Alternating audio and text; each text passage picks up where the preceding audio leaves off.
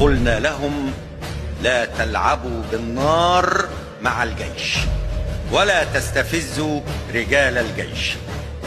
إلى كل من يهمه الأمر: لن نترك سيناء لأحد، إما أن تبقى سيناء مصرية خالصة، وإما أن نموت على أرضها.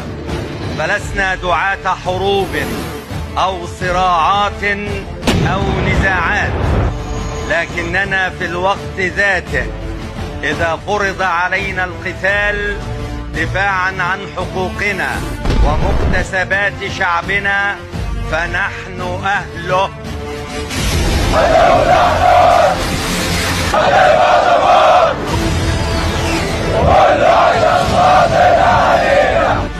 ودروس التاريخ تؤكد للقاصي والداني أن مصر وإن طال صبرها إلا أنها لا يمكن أبدا أن تفرط في حق من حقوقها.